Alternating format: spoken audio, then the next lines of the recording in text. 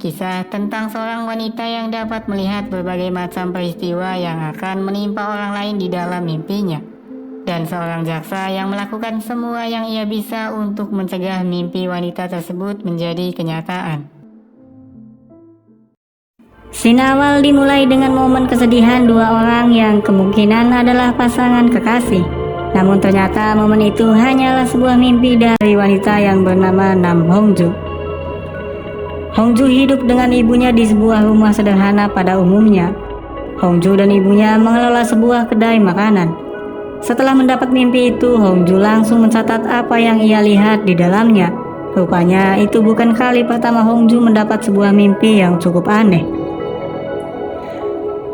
Tak lama kemudian, seorang pria baru saja pindah tepat di sebelah rumah Hongju. Saat Hongju melihatnya, ternyata pria itu adalah orang yang muncul di dalam mimpinya. Ketika pria itu mendekati rumahnya untuk memberikan kue sebagai tanda tetangga yang baik, Hongju malah menolaknya mentah-mentah. Pria ini bernama Jung Jae-chan. Ia adalah seorang jaksa. Esoknya saat Hongju menunggu di halte, Jae-chan datang dan duduk di sampingnya. Hongju berusaha menjauhinya, namun Jae-chan malah mengikutinya. Hongju berpikir bahwa Jae-chan berusaha mendekatinya. Ketika Jae-chan berdiri untuk mempersilahkan pelajar wanita di sampingnya duduk, tiba-tiba Hongju spontan mengatakan bahwa ia tidak tertarik dengannya. Hal itu membuatnya sangat malu, bahkan pelajar wanita itu juga menertawakannya. Saat di kedai, Hongju bertemu dengan seorang pria yang sempat ia mimpikan 3 bulan lalu. Di dalam mimpinya, pria itu akan terbakar saat menyalakan korek api. Hongju dan ibunya lalu berusaha mencegahnya dengan meminta korek api dan rokok dari pria itu. Sang ibu mengatakan bahwa merokok tak baik untuk kesehatan. Namun apalah daya, pria itu tidak mendengarkannya. Bahkan sang ibu terjatuh sebab didorong olehnya. Tak lama setelah itu, pria itu berhenti untuk mengisi bahan bakar. Namun bodohnya, ia malah menyalakan korek api di samping pom bensin. Hal itu langsung memicu ledakan yang membuatnya tewas terbakar seketika. Sementara itu, Hongju kini bermimpi bahwa ibunya akan meninggal dalam sebuah kecelakaan yang dibuatnya. Saat memimpikan itu, Hongju meneteskan air mata. Bahkan saat terbangun pun ia sangat ketakutan, sebab apa yang ada dalam mimpinya selalu menjadi kenyataan. Saat di rumah pun ia tidak berani untuk menceritakan mimpinya, hingga akhirnya muncul berita seorang pria terbakar di SPBU. Hongju lalu semakin takut, sebab kematian pria itu sama persis seperti dalam mimpinya. Ia pun kini memotong rambutnya berharap kejadian yang ia impikan tidak terjadi, sebab dalam mimpinya Hongju memiliki rambut yang panjang. Setelahnya ia menceritakan mimpinya pada sang ibu. Namun ia pun tidak tahu persis kapan mimpinya akan terjadi. Singkat waktu, Hongju bertemu dengan Yubom yang merupakan kekasihnya. Ia adalah seorang pengacara. Mereka bertemu untuk merayakan Valentine. Di saat makan malam, Hongju sangat khawatir dengan ibunya. Saat itu Hongju menelpon ibunya namun tidak diangkat. Ia merasa cemas dan memutuskan untuk pulang. Tapi karena cuaca sedang bersalju, Yubom mengatakan bahwa ia saja yang akan menyetir. Dalam perjalanan, ponsel ibunya kini berhasil dihubungi. Ibunya tak mengangkat telepon sebab ponselnya ketinggalan di kafe. Kebetulan seorang pria mengantarkannya. Namun tak lama kemudian, mobil yang Hongju naiki menabrak seorang lelaki hingga tewas. Dan laki-laki itu adalah orang yang mengantar ponsel milik ibunya. Ia pun dilarikan ke rumah sakit. Setelah sadar, Hongju mendapati bibinya sudah ada di sampingnya. Ia mengalami koma selama 10 bulan dan rambutnya pun kini sudah memanjang kembali. Bibinya menceritakan bahwa ibu Hongju telah meninggal. Setelah kecelakaan itu, keluarga korban menuntut ganti rugi. Hal itu membuat ibunya menjual rumahnya dan juga kedai, apalagi ditambah dengan biaya rumah sakit. Sang ibu tidak pernah cukup istirahat dan selalu bekerja supaya dapat mencukupi kebutuhan anaknya. Hingga suatu saat ia sangat kelelahan dan terjatuh hingga membuatnya meninggal. Setelah sadar, Hongju harus bertanggung jawab atas kecelakaan itu, sebab polisi menganggap bahwa Hongju lah yang menyetir. Anggapan itu didukung dengan rekaman kamera dashboard mobil dan juga DNA yang ada di dalam kursi pengemudi. Mengetahui itu, Hongju merasa kesal sebab kekasihnya lah yang menyetir pada saat itu. Ia menceritakan pada jaksa Jae-chan bahwa kemungkinan kekasihnya telah menukar tempat duduk, sebab Hongju pingsan dalam waktu yang cukup lama setelah kecelakaan. Namun Jae-chan lebih percaya dengan bukti nyata ketimbang spekulasi. Tak lama kemudian, Hongju naik ke atap dan akan bunuh diri karena merasa tidak adil dengan semuanya. Jae-chan dan yang lain datang untuk menghentikannya. Namun Hongju mengatakan bahwa jika ia tidak bunuh diri pun tidak akan ada yang percaya padanya. Jae-chan lalu berjanji akan mempercayainya. Hingga akhirnya Hongju menghempaskan dirinya dan terjatuh hingga tewas. Dan semua itu adalah mimpi dari Jae-chan. Kecelakaan itu terjadi tanggal 14 Februari 2016, tepat di hari Valentine. Dan Hongju terbangun dari komanya 10 bulan kemudian, tepat di hari Natal. Saat ini rambut Hongju masih pendek, menandakan bahwa kejadian yang ada dalam mimpi Jae-chan masih belum terjadi.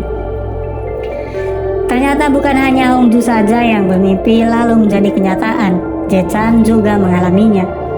Ketika Jae-chan bertemu dengan Hongju, ia mengatakan bahwa Hongju harus membatalkan pertemuannya dengan Yubom dan jangan menyetir ketika cuaca sedang bersalju.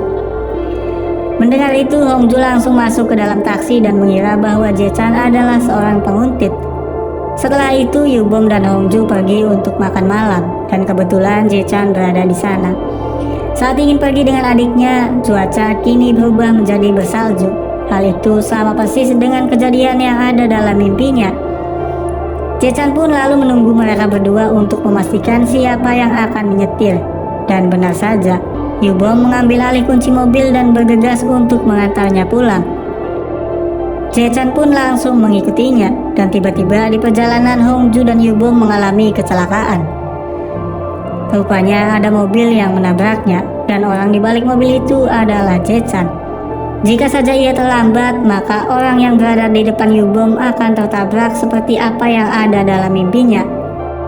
Yubom lalu emosi dan mengatakan bahwa Jae-chan sengaja menabrakkan mobilnya. Jae-chan pun menjelaskan bahwa ia melakukan itu untuk menyelamatkan Hongju dan juga lelaki itu. Jika saja kejadian itu terjadi, maka Yubom akan melimpahkan kesalahan itu pada Hongju. Hal itu lalu membuat ibunya meninggal dan disusul oleh Hongju yang bunuh diri. Yubom jelas saja tidak mempercayai itu dan bertanya pada Hongju apakah ia percaya padanya. Hongju yang mendengar perkataan Jae-chan yang sama persis seperti mimpinya, ia lantas mempercayai ucapannya. Lalu Hongju pun memeluknya.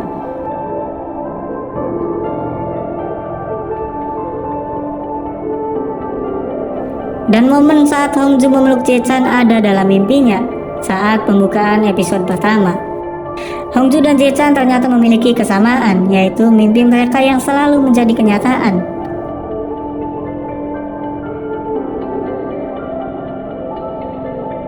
Di sisi lain, pianis muda yang bernama Park So-yoon sedang melakukan wawancara. Tiba-tiba sang ibu terjatuh dan pingsan. Seorang polisi melihat ada jejak kaki di bajunya yang menandakan bahwa suaminya telah melakukan KDRT. Sementara itu, Sung-won yang merupakan adik Jae-chan datang ke konser piano So-yoon. Namun sampai di sana keadaan kacau sebab ibunya pingsan. So-yoon lalu memintanya untuk merahasiakan kejadian hari ini. Sung-won sepertinya menyukai So-yoon. Ia pun menuruti apa yang dikatakannya. Di lain waktu, Hongju membuatkan nasi kepal untuk Jae-chan. Namun Jae-chan menolak itu lalu mengatakan bahwa tidak ingin mempercayai mimpi itu. Mendengar itu, Hongju lalu merencanakan sesuatu yang akan membuat Jae-chan percaya akan mimpinya. Saat di jalan, Hongju bertemu dengan anak kecil dan mengatakan bahwa akan ada pria tinggi dan tampan. Dia bernama Jae-chan. Setelah itu, saat memesan kopi, pelayan itu sudah tahu apa yang akan Jae-chan pesan. 아메리카노 더블샷 헤이즐넛 시럽 추가 3점. Begitu pula ketika Jae-chan naik kereta, di sampingnya sudah ada Hongju. Hongju mengetahui apa yang dilakukan Jae-chan berdasarkan apa yang ia dapat dalam mimpinya. Namun di saat itu Jae-chan mengatakan alasan kenapa ia tidak ingin percaya dengan mimpinya. Jika mempercayainya, ia akan berusaha menyelamatkan orang yang ada dalam mimpinya. Jika tidak bisa menyelamatkannya, maka Jae-chan akan menyalahkan dirinya, dan itu akan membuatnya menderita. Sementara itu di sekolah, Sang-won mengajak So-yun untuk bicara. Di sana ia mengatakan kenapa So-yun membeli potasium sianida. Apakah ia akan berencana untuk membunuh ayahnya? Sang-won bertanya-tanya kenapa So-yun berpikir untuk membunuhnya. Ia lalu mengatakan bahwa hal itu dilakukan untuk menyelamatkan ibunya. Jika ayahnya meninggal, maka ibunya akan tetap hidup dengan tenang. Polisi sudah mengetahui KDRT yang dilakukan oleh suami korban. Namun ia tidak akan pernah disidang atas perlakuan itu, karena pengacara licik yang memanipulasi kasus tersebut. Pengacara yang menanganinya adalah Yubom. Suami korban menendang istrinya dengan memakai sepatu. Dia mematahkan 6 rusuknya, dan itu adalah kasus pencederaan. Namun Yubom sebagai pengacara mengatakan bahwa itu adalah kasus penyerangan, bukan pencederaan. Kasus penyerangan adalah ketika korban tidak terluka, namun jika sudah ada luka bahkan sampai rusuk patah, itu adalah kasus pencederaan. Yubom ingin memanipulasi itu sebagai kasus penyerangan, karena jika kasus ini dianggap sebagai penyerangan, maka kasus ini dapat dengan mudah diselesaikan. Sebab itu adalah kejahatan yang hanya bisa dihukum jika korban menyetujuinya. Dan jika tidak setuju, maka pelaku akan bebas dengan mudahnya. Pada kasus ini, Ibu So-yun tidak ingin suaminya dihukum, dan hal ini sudah terjadi berkali-kali. Itulah alasan mengapa So-yun ingin membunuh ayahnya dengan sianida. Di sisi lain, Jae-chan mendapat mimpi aneh tentang adiknya. Dalam mimpi itu, Sang-won ada di dalam mobil polisi dan meminta tolong kepada kakaknya bahwa dia bukanlah pembunuh. Namun dalam mimpi Hongju, Sang-won membunuh seseorang lalu ia menyalahkan kakaknya atas pembunuhan itu. Lalu mereka berdua pun saling mencocokkan mimpinya. Dalam mimpi itu, Ibu So-yun dipukuli oleh ayahnya, dan tak lama kemudian So-yun datang ditemani Sang-won. Sang-won lalu berusaha mencegah ayah So-yun hingga terlibat perkelahian. Saat akan memukul Sang-won, Ibu So-yun mendorong suaminya hingga terjatuh dari balkon hingga meninggal. Melihat kejadian tepat di depan matanya, Sang-won menyalahkan kakaknya atas kejadian itu. Andai saja kasus KDRT ayah So-yun dapat diselesaikan dengan baik, maka hal ini tidak akan terjadi. Lalu Jae-chan dan Hongju pergi menuju tempat yang ia lihat di dalam mimpinya.